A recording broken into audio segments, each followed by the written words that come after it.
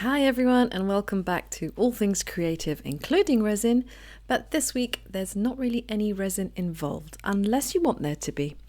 So this week I am experimenting with my new Xtool M1 once again, and this time I'm attempting to create a round gift box, and in this video I'll walk you through the process as I go.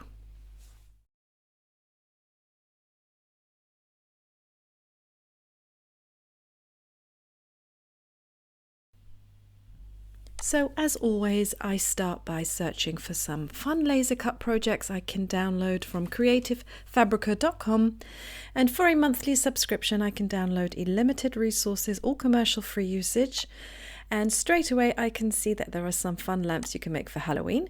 But I'm looking for a gift box, and of course I could go with a square one, but round seems so original, and I love the inlay look of this design. So I'm going to download it. I'm going to unzip the files on my hard drive, and then I'm going to import them into Creative Space free app by Xtool. And the only things I need to change in this file will be the height of the rectangular slots. So my cedar plywood is 3mm thick. So I will just select all the files. I'm going to group them. I'm going to enlarge the entire group until one of the rectangular joints measures 3mm. Now, just for a bit of customization, I want to add a heart into every other connector. So I'm simply going to copy the heart from the handle and paste it on, making sure to center align the heart to the rectangle, both horizontally and vertically for each piece.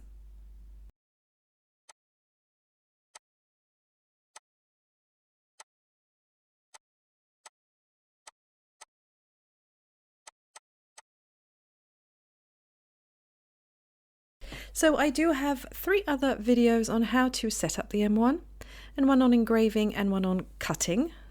So do check them out after you've seen this tutorial, and if you're interested in buying an Xtool product, use my code in the description of this video. And until October 6, 2023, to celebrate their 3-year anniversary, they are offering up to 60% off plus 4% cashback for every purchase site-wide. So because my sheets of plywood are not large enough to laser cut all the files at once, I'm just going to split the elements into 2 lots, and then once this is done I can set my parameters and send them to the printer to cut.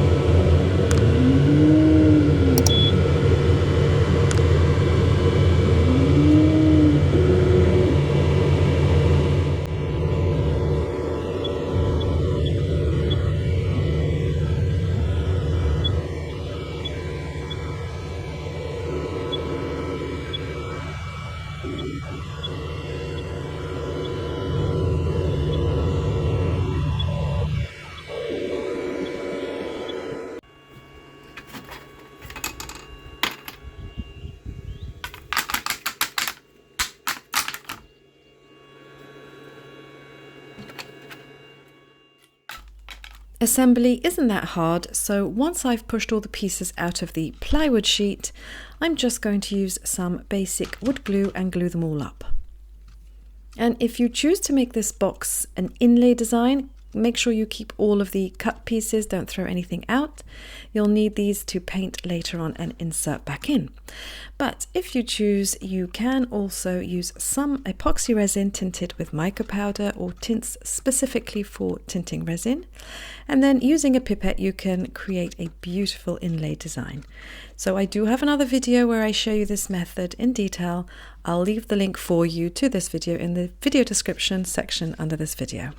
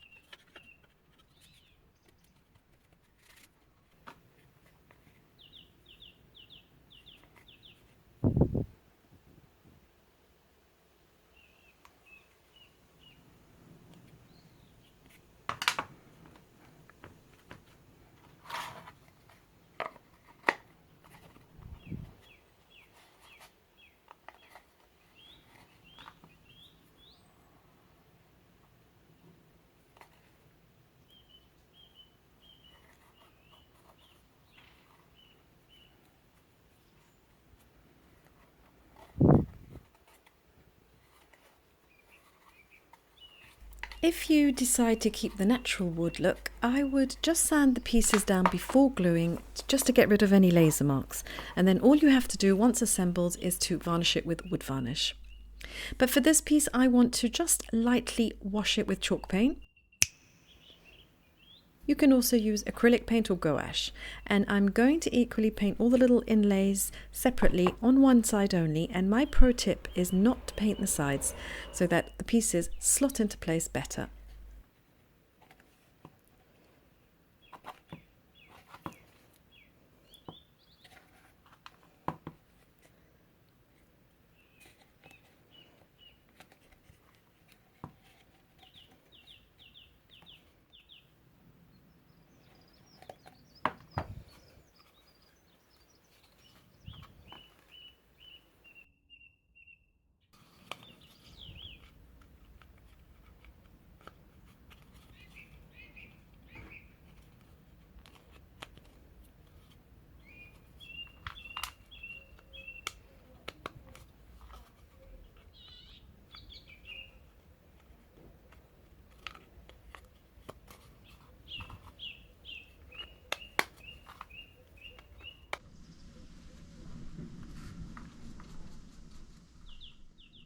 For the other parts, I've painted them in black and grey tones, but for the hearts and the very top row of inlays, I am using my favourite homemade recipe for gold liquid gilding.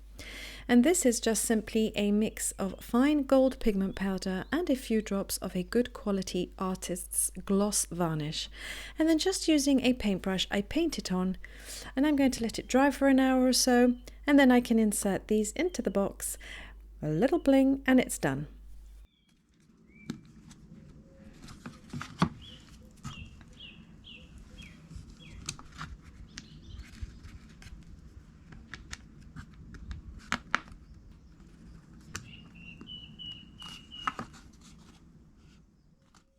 So this part is completely optional, but I thought it would be really nice to line the bottom with some fancy paper.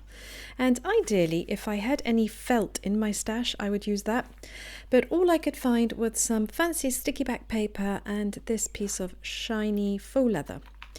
I'll cut both and then I'll see which one I like the best. Now on to some engraving with the M1. I've already done a full tutorial on all the materials I found you can engrave on, but I'll quickly show you the process here. So after importing my logo, I'm just going to center it on screen and send it to engrave.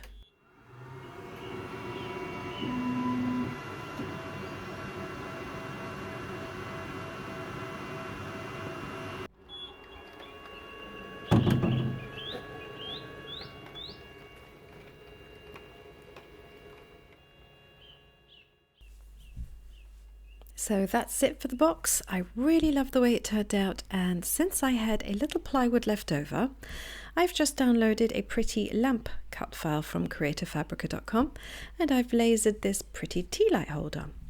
And as you can see, this time I used epoxy resin for the inlays, and when you put an LED tea light inside, the resin really stands out.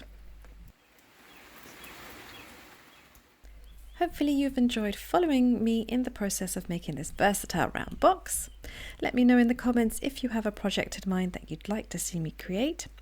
And if you enjoyed watching this, leave a thumbs up, consider subscribing to my channel if you haven't already. Lots more videos coming up, look out for them, and I'll see you in the next one. Bye!